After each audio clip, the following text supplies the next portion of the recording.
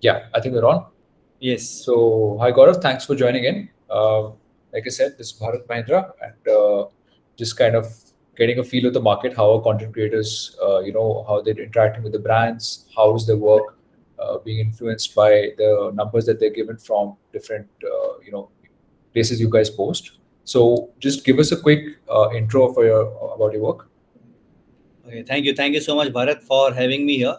So, as you all know, the profession I'm into in is that of live show hosting. So, I'm a live show host by profession. I have over 14 years of experience in this field, and I've done three TV shows also, one for MTV, one for Sony Max, and one for Z Punjabi. Apart from that, I've had a couple of small stints with the channels like sports channels such as Star Sports.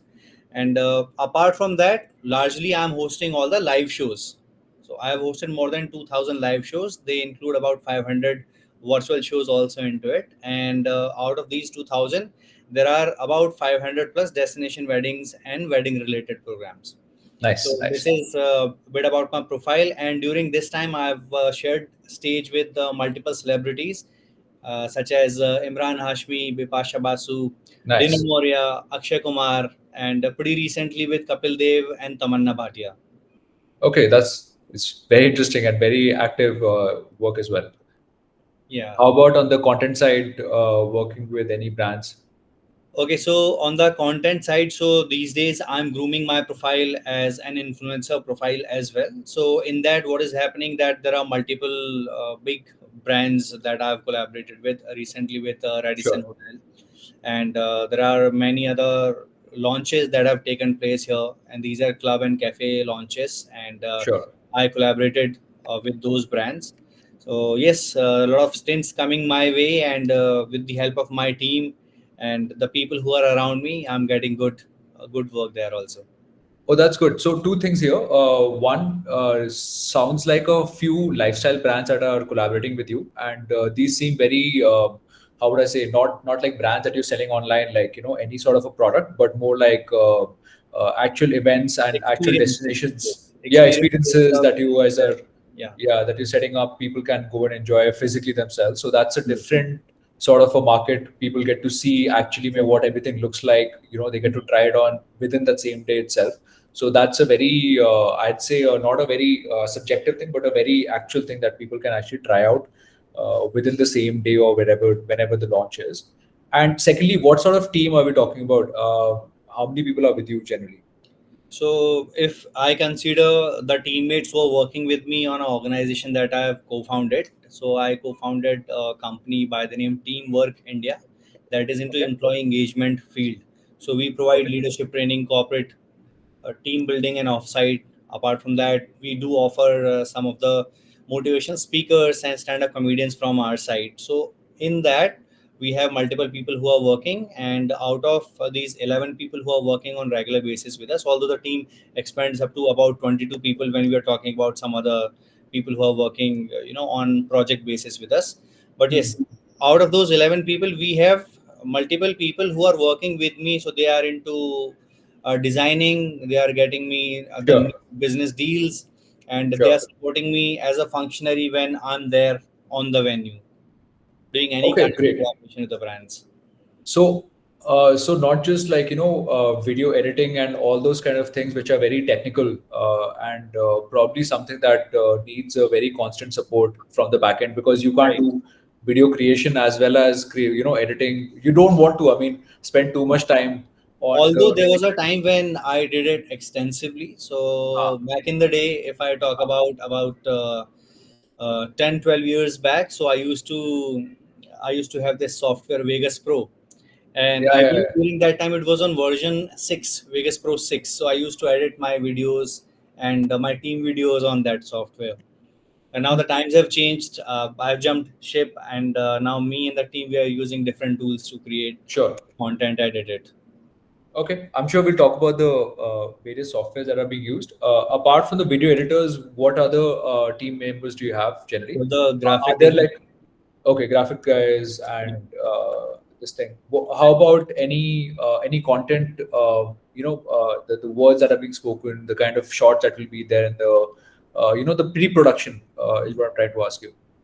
So How about you? mostly, yeah, mostly since it is about having a vision. When you are an artist, you should have a distinct vision. So having that vision, all the planning and thinking about the ideas, all of that is done from my side, and then I get some support from the teammates who are throwing their ideas, or maybe we Fair. are trying to improvise some ideas, or maybe if we have discussed an idea, then we are trying to make it perfect.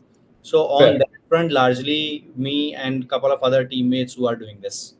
And when you interact with the brands, you go to, say, for example, you go to Radisson for a new launch of their cafe or anything of that sort. Do they also give you a lot of briefs? Ki, okay, ye sab kuch cover karna hai, and in this language. See, Uh, yeah, yeah. So that is something quite interesting that I want to share here with you.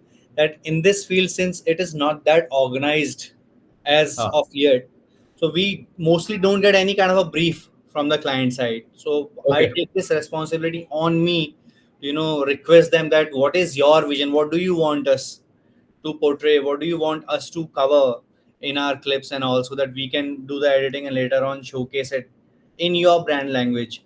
So Sure. mostly off late that I have interacted with the people, they don't offer their briefs. It's just that I have this habit of asking that what do you want from our side. So then they get bit Hmm. of pointers, and we try to build upon those pointers. And do they also ask to like revisit some parts of the content based on what they see later on Yeah. So during what post happens product? is, what happens, it is always good to have the creative freedom on the artist part, but when the creative freedom is there, you do not know what guideline to follow. So you sort of try to, whatever you have visualized in your mind, you try to just project that and try to see that happening later on once the editing and everything is done. And once we create the first draft, during that time we showcase it to the client and we ask for their review on it. If they want us to maybe delete something or add something or maybe change something, so we incorporate those things. Sure, sure. And there might be sometimes that the client is like, say, for example, in the US or something, time difference, but and you are also on a very tight budget and a tight schedule actually. Yeah, yeah. So does the brief kind of mess things up, or is it very clear? Ki, chalo, theek hai, we can add on more content later on. When we have clients who are knowledgeable, when we have people who are working from different time zones, so in that case it is always challenging to find a time to connect. Sure, So figuring out that one particular hour or maybe 10-15 minutes of our time is the most difficult part of the job. So absolutely. yeah, later on, once you have understood their vision, what they want, then it becomes sort of like an easy. I mean, I find it that easy as an easy Yeah, process. yeah. And Figuring out the time is the real challenge in that case. yeah, and you should have your content, I mean, some sort of a draft ready by then so that you can be very clear about what you want to portray to them within Right. that time is Right. there. Okay, that sounds good. What about the content? So, like you said, you enjoy the creative freedom, and people do give you because you're well established in the industry, and sometimes they don't want to take on that responsibility. Also, sometimes they don't want to mess with the process itself. Where do you decide what sort of inspiration or trends do you try to look at? Do you see like different, for example, I'm like, if I try to get very exact, like different video angles that people might be following in the US or trendy markets, do you Mhm. try to find those kind of inspirational things, or how do you go about it? Yeah. So rather than looking for angles, because Hmm. see, when there is someone who is working, maybe who is a cinematographer or somebody Hmm. who takes a lot of good videos, is a videographer. In that case, their vision, their angle, their knowledge matters. But when it comes to user generated content, in this case, if Hmm. me and my teammates are making some kind of a UGC, in that case what happens is, rather than focusing on those angles and technical stuff, I rather focus on the vibe, that what kind of a vibe I'm projecting through Fair. that. Yeah. Yeah. So if it is a brand launch, so all the excitement has to be there. If it is Hmm. an ongoing promotion, so Hmm. whatever new has been added to that Hmm. property or maybe to that project, so I try to showcase that, and then I try to build that connection with the audience. So for an example, there is a kids gaming park, right? So in Okay. that case I would want to include my family, right? So that Sure. the people who are my content consumers, they would see that It's more yes, natural. now he's speaking out of the experience that he would have had with his family while attending or going to this place.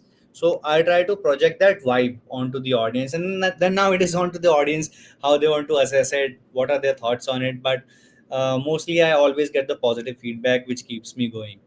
No, that's very interesting that you're trying to portray your own self within your natural setting, so that looks very natural to people. It doesn't look forced, or somebody new ke saath, that might be a different kind of a feeling. But yeah, that's great. How about your calendar? How do you plan the content calendar? Apart from do you try to post at a particular time for different platforms, or how does it work? So, even before talking about the content calendar, let me talk about the calendar.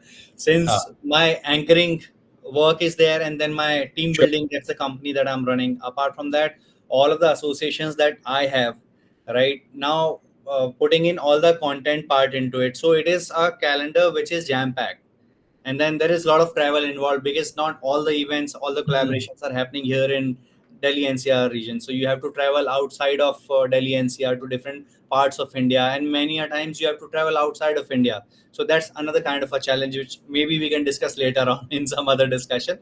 My point being that calendar is jam packed, and then when it comes to the content calendar, figuring out about the timing. So these algorithms for the apps, they keep on changing. All right, so one month you are getting a different kind of an instruction from some of the good people who are following these Yeah, particular apps. So they give you hints, they give you all of the tips and tricks. So sometimes following that is also really important, but what I feel that it shouldn't actually be just a dead time. Like, I mean, it's not a good idea to post something at around sure. 2 a.m. at Yeah, night. yeah, sure. When So nobody's I just online avoid these versus. kind of dead timings, and then I try to post it at all the different timings just to check if it created any kind of a difference. But what I have realized about my audience, and this timing is different on all the different kind of platforms. So for Facebook, it's different. For Instagram, it's different. For Snapchat, it's different. And if it comes to any other like WhatsApp stories, if you're putting some stories and all, or maybe if you are putting some vlogs, because I do Or make some YouTube. vlogs as well. So Yeah, these vlogs are there on my vlogging channel, Beyond Stage Vlogs. So maybe you and the people who would be interacting with this interview piece, sure. they can just go and check it out over there. So it is different for all the platforms. So rather than following that, what I want is if my content is ready, if the idea is fresh or very well improvised, even. So in that case, what I feel is rather than just waiting for a perfect time, it should be out there, because I might not be able to post it on one particular platform on some perfect time, because I Mhm. might not be available. I might be traveling, or maybe in a flight, or maybe in a place where the even the connections are not available. So rather than just waiting for that time, I prefer to post it, just be out there for the audience to engage with the content. That's yeah, that's So I pretty have this accurate because you are on the move and you don't want to get into a hassle of almost getting to post versus exactly. And traveling. uh, in a nutshell, I would say that I don't worry about the timing of sharing Hmm. the content. It might have hurt my content reach on some Sure. occasions, but I have no comments on this going It's forward. difficult also to manage everything. So Right, right. I'm sure that's a compromise you have to Yeah, live with. That's okay. you could say So so. yeah. So okay. Okay. So how about the time that you spend creating? Like for example, if you're creating something for a very short video on YouTube, like a 2 minute thing, Yeah, or actually let's break it down like this. Say you create something for Facebook for 5 minutes, yeah. and you want to take it to Instagram, and of course you want to make it a very shorter version of it so that people can interact cross platform and they can go here as well and view the whole thing. How do you plan for this, and how much time does it take for you to create it? So in my case, since my early childhood, I was a person who was always there on the stage, interacting with the people, and just being out there. Sure. Although people say, the people who are very close to me, they say that you have sort of like a dual personality, being a Gemini. I don't know how many people believe in the zodiacs and all, but yes, me being a Sure. Gemini, I have these two fronts. One is this side, which is totally introverted side, and then I have the extroverted side. Okay, so you could call me an ambivert in this case. So Yeah. what happens that uh, this whole this whole journey has helped me a lot gain confidence, and then later on I came into the field wherein a lot of confidence is required when you are creating with the audience when you are interacting with the people who are there available. So that has given me a lot of confidence, and I've always been the person who is in front of the camera. So if I say that if I'm making a reel of say 15 seconds, so out of 10 times, 7 times are there that I've just completed it in just one take. Ah, nice. Okay.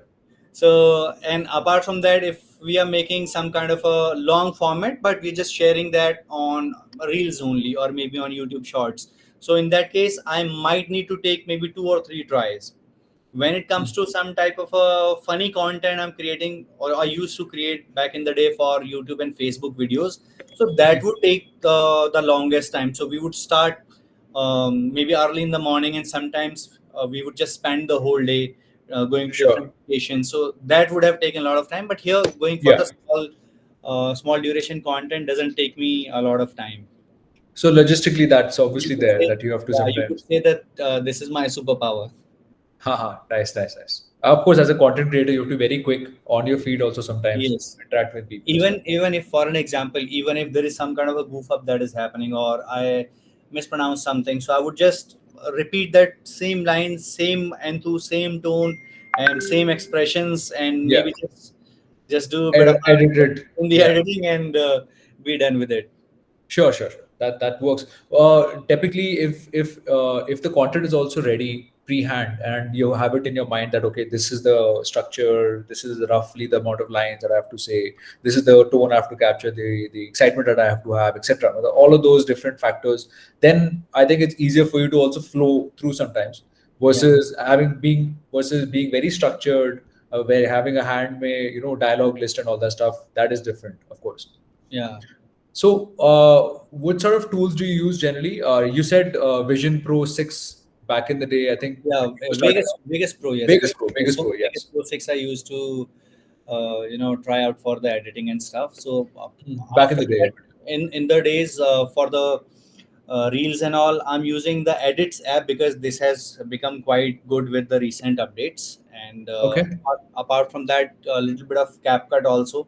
And sure. when I would use Android phone, so that time I would use the InShort app. Okay, right. So that app Nice. I used to use, and now for a lot of my vlogging, if I'm the person who's Hmm. editing, then for that I use iMovie, and if Hmm. my team is editing, then in that case they use the Premiere Pro. Sure, sure. That's it's easier for you to go around with these Yeah, and for the platforms. thumbnails and all, I use Canva Pro. Okay, nice. Anything for captions? For captions, yeah, previously I would use this Weed app, VEED, Okay, and there is one more app by the name Captions.ai. But then those were all, the free plans I was using. I was not subscribed to that, sure. so I stopped using that and rather manually put the captions. And then when Instagram has given you the option of generated captions, so now it is much easier. With Insta's native this thing, right? Yeah, yeah, it's natively available now in the edits app. Nice, nice. Uh, let's talk about different platforms. Do you create different content for say Facebook versus Instagram? Do you try to cut it down, make it longer for something? How does it work? Yeah, so when it is just about reels or maybe shorts format, so if I'm posting on one, I'm using the same thing and just dropping it on YouTube Shorts as well. Now, when it comes to creating the Yeah, vlogs, I'm putting the vlogs on the YouTube channel Beyond Stage Vlogs, and whatever clips are being generated, if there is some kind of a meme that is available, sure. so that particular clip we are taking from there, and then we are putting it as memes, as reels on Instagram, and So you're then manually extracting the yes, clips. that is a tedious process, and I don't like it at all. But for the sake of it, we have to do it, because if the meme, sometimes even if one meme hits it, then it hits the whole thing out of the park. So I'm sure. this is what I believe in. There were a couple of websites I was using, but they were always asking for a hell lot of money, so I never I'm looked sure. into that direction. I'm sure. But these paid websites, were they any good? Like, did you find any usage? I mean, apart from the money bit, uh, कुछ तो I free I subscription होगा. tried, yeah. So even the free subscription was very low quality, and हाँ, a lot of, since with the AI in those websites, it was just hit and miss. So Okay. I never tried that out extensively. So first instance I tried, I did not like it. I left it. Okay. Okay. Fair enough. Fair enough. So, so these are the tools that you've tried, and for YouTube and Facebook, I'd say that that's where content is really needed. How about posting? Do you plan, like you said, you're on the move, so you never can really plan posting. But do you use any scheduling tools to Yes, yes, yes. keep you So on whichever track? place, yeah, whichever platforms they allow the scheduling bit, I do that. And if it doesn't allow in some cases, then I have to just rely on that timing. So if I Okay, happen to remember that I have to post on LinkedIn also, because that is something where I'm getting a lot of leads and business from. sure, So that's where I have to sometimes do it manually. Sometimes, and like I don't even recall using any scheduling posts. I don't even know if it is available. sure. Just just to sound with the ideas. I have not checked it. I think a lot of these stories, I mean, it's not very well connected for content It is not. creators. It is Not not. So everything is a standalone tool. exactly. So for an example, when you are posting it on one application, then you have to do it all manually. So Hmm. first you have to upload it here, then you have to upload it there, and then from there might get some options to share on some other platform. So Hmm. it is Hmm. a difficult job. I find But it okay, so. Abhi, for now it's manual. Yeah, right. So let's go to posting. How do you find? How do you track your engagement? What sort of tools do you use? Is it all just whatever they give you? You're looking at that. Yeah, yeah. So whatever they give me is what I use. For an example, if I talk about YouTube, so I use the analytics on the Okay, YouTube on the channel, and when it comes to Instagram Reels, so in that case, all the relevant tools that are available in that sure. platform, those are the ones that I'm using. So mostly looking at likes and Yeah, comments.